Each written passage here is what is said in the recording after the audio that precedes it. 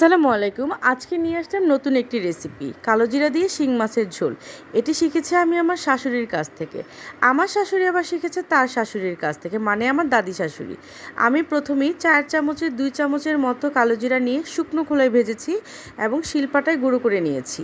আর শিং মাছটিকে ভালোভাবে পরিষ্কার করে ধুয়ে নিয়েছি। পরিমাণ মতো পেঁয়াজ মরিচ নিয়েছি, কেটে নিয়েছি, আর মশলাগুলো রেডি করে নিয়েছি।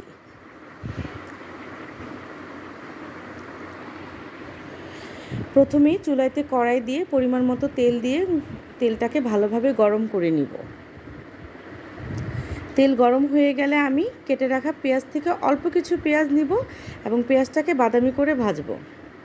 আমি শুরুতেই সবগুলো পেঁয়াজ দিব না।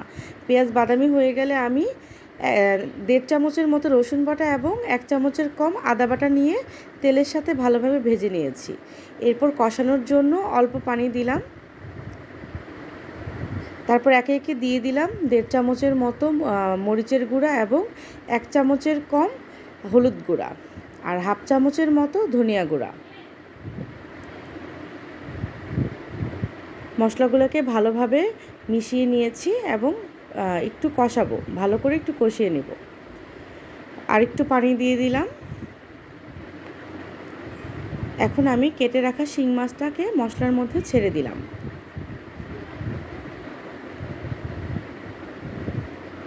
মশলার সাথে ভালোভাবে মাছগুলোকে মিশিয়ে নিয়েছি।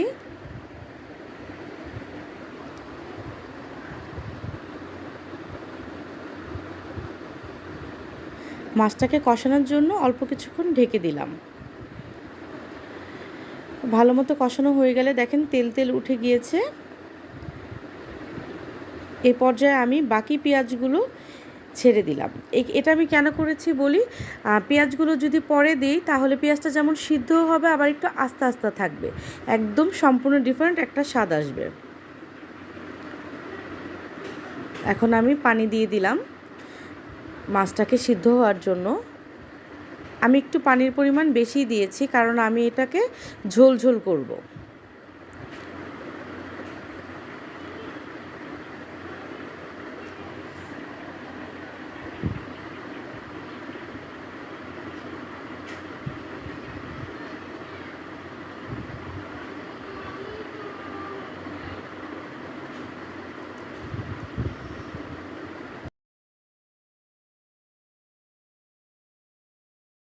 কাঁচামরিচ ছেড়ে দিলাম এবং মাছটা সিদ্ধ হওয়ার জন্য ঢেকে দিলাম। 10 মিনিট পর দেখেন মাছটা সিদ্ধ হয়ে গেছে এবং আমার ঝোলটা আমি যতটুকু রাখতে চেয়েছি সেরকমই হয়েছে। পানিটা শুকিয়ে যায়নি, একদম পারফেক্ট একটা ঝোল রয়ে গেছে। এখন আমি এই পর্যায়ে গুঁড়ো করে রাখা কালোজিরাটা ছেড়ে দিব। আর কালোজিরা কিন্তু সকল রোগের মহা ওষুধ।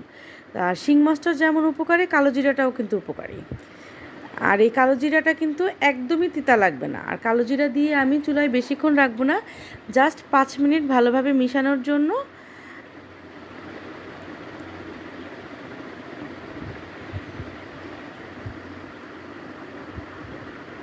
5 মিনিট পরে আমি তরকারিটা নামিয়ে ফেলেছি। দেখেন কি সুন্দর একটা কালার এসেছে এবং খেতেও খুবই মজা হয়েছে।